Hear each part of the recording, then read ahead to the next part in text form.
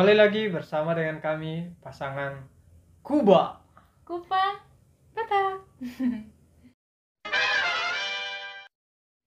Seperti biasa, kami hadir dengan berbagi pengalaman dan semoga saja bisa menjadi informasi buat teman-teman semua.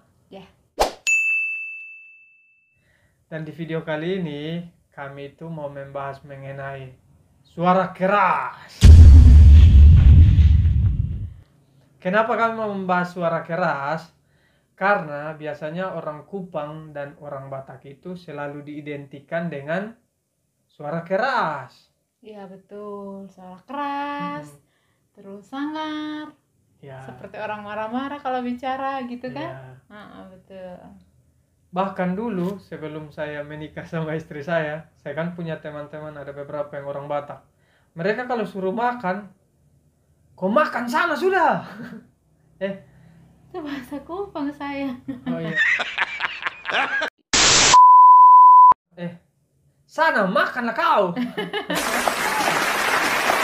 Cuma kalau misalnya suruh makan, udah lagi lapar, suruh makan dengan nada seperti itu, yang ada gemeter, nggak jadi makan, yang ada jadi kabur ya. Iya. Cuman ya karena sudah terbiasa dengan apa?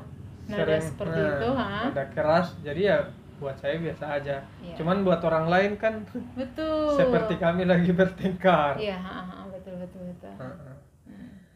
Dan sebenarnya itu tidak serta-merta terjadi seperti itu kan? Iya, betul. Ada latar belakang yang mempengaruhi sehingga kebanyakan ya, tidak semuanya, tapi kebanyakan orang Kupang dan orang Batak itu memiliki suara yang keras.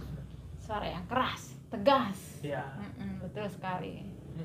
Ya itu benar, seperti kata saya yang tadi, itu tidak serta-merta terjadi sebenarnya. Jadi faktor lingkungan. Konon katanya zaman dahulu tuh kayak orang Batak itu tinggal tuh kayak di pegunungan kayak kaki gunung gitu loh, di bukit-bukit. Jadi satu tetangga dengan yang tetangga yang lain tuh ya jaraknya berjauhan. Nah, ya salah satu cara mereka berkomunikasi ya harus dengan suara keras.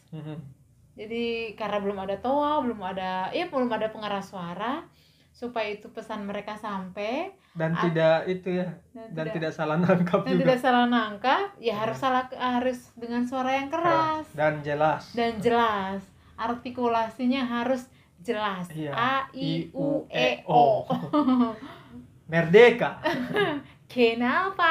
Nah, yang seperti itu. Jadi memang supaya pesan yang mereka sampaikan itu sampai dengan jelas. Betul. Vokal A I U E O-nya ya harus benar-benar tegas dengan suara dan yang lebih powerful. Ya karena jarak tadi ya sayangnya, faktor lingkungan. Jadi bisa dibilang ya kenapa bisa seperti itu karena faktor lingkungan ya sayangnya. Yang melatar belakangi seperti itu. Tidak jauh beda sih antara orang Batak dan orang Kupang begitu, karena memang kalau rumah-rumah di kampung itu ya jauh-jauh. Tidak seperti di kota yang sudah rapat-rapat.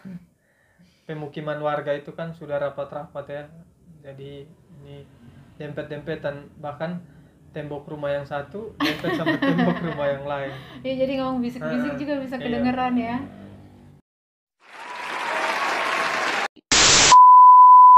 Kalau di kampung itu rumah yang satu bisa 2 km lagi baru rumah yang satunya. Iya betul lagi. Jadi kalau suaranya pelan-pelan aja manggil, apalagi pada zaman itu belum ada teknologi kayak zaman sekarang ya saya.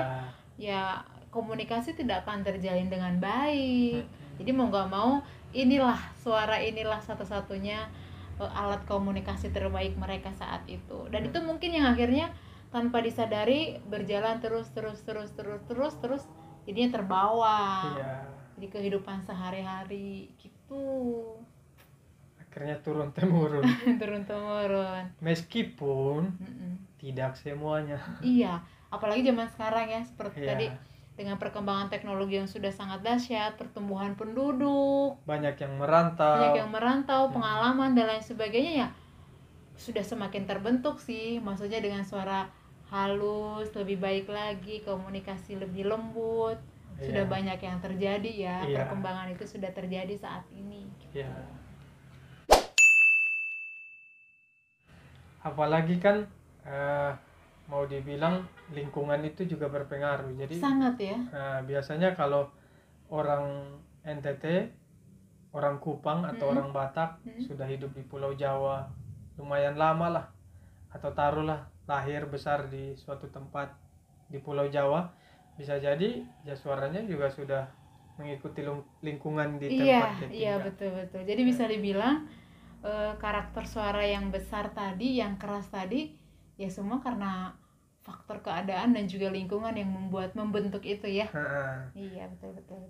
Kenapa tadi saya bilang tidak bisa disamaratakan? Karena terbukti dengan kita yang ada di sini, kita berdua ini, ya kami mau dibilang suara keras jauh dari itu ya. Apalagi istri saya ini, aduh, mukanya aja yang Batak tapi suaranya lembut sekali. Itu mungkin karena faktor lingkungan tadi. Faktor lingkungan.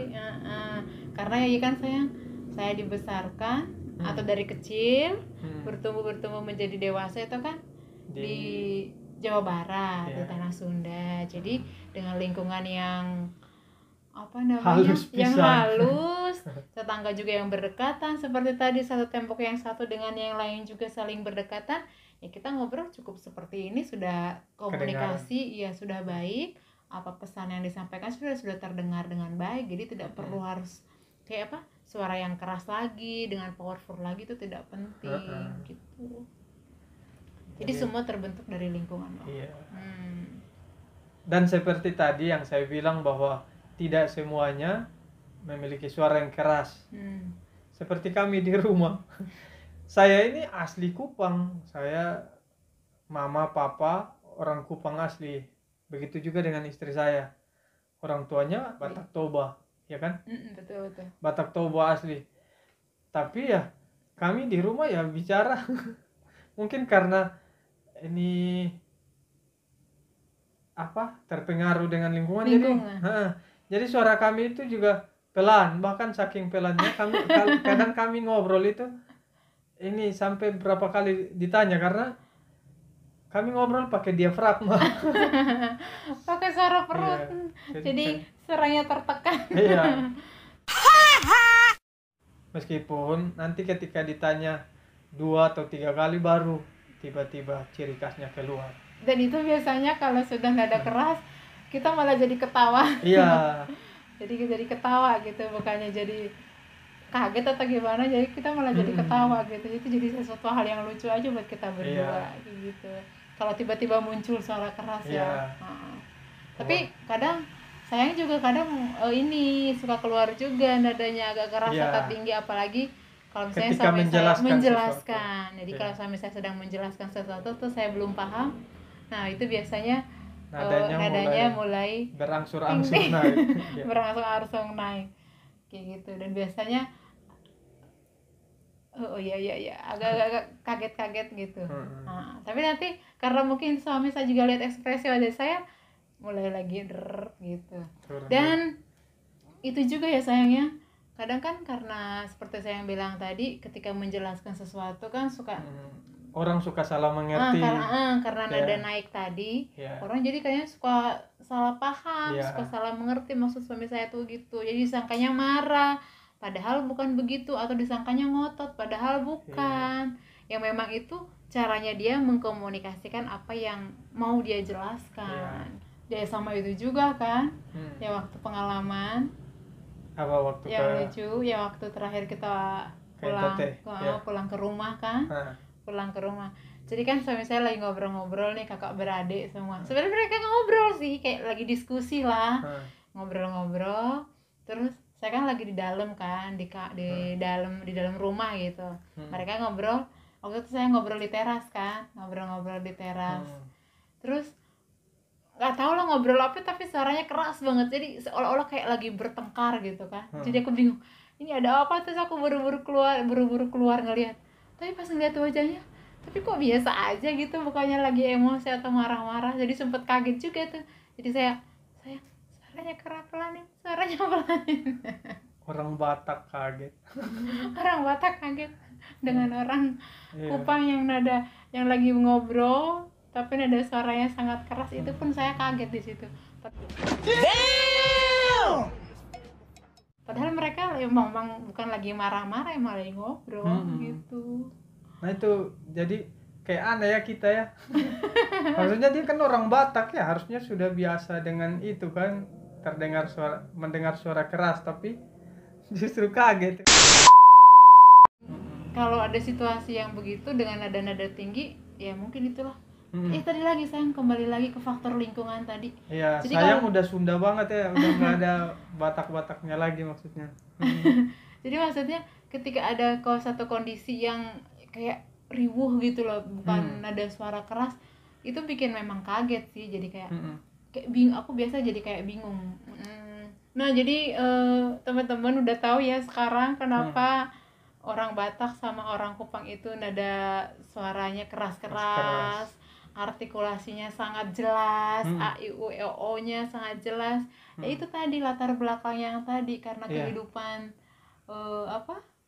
di masa lalu gitu loh, masih di perkampungan, kondisi hidupnya begitu, dan memang membutuhkan hal seperti itu. Jadinya terbentuklah itu gitu. Tapi hatinya baik-baik loh. Wajah boleh sangar, tapi hati rinto harahap.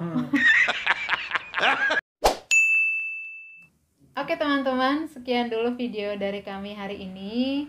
Semoga apa yang tadi kami sampaikan juga bermanfaat buat teman-teman. Kalau pengalaman di rumah tangga kami ya begitulah, seru-seru. Kalau ada nada suara keras itu jadi kayak sesuatu yang lucu juga. Ya semua masih belajar dan beradaptasi, dan juga mudah-mudahan jadi pelajaran juga buat teman-teman bisa menerima kembali lagi semua perbedaan-perbedaan itu, karena semua memang butuh proses. Semoga video ini bermanfaat. Terima kasih teman-teman, sampai bertemu lagi di video berikutnya. Salam bersaudara buat kita semua. Horas.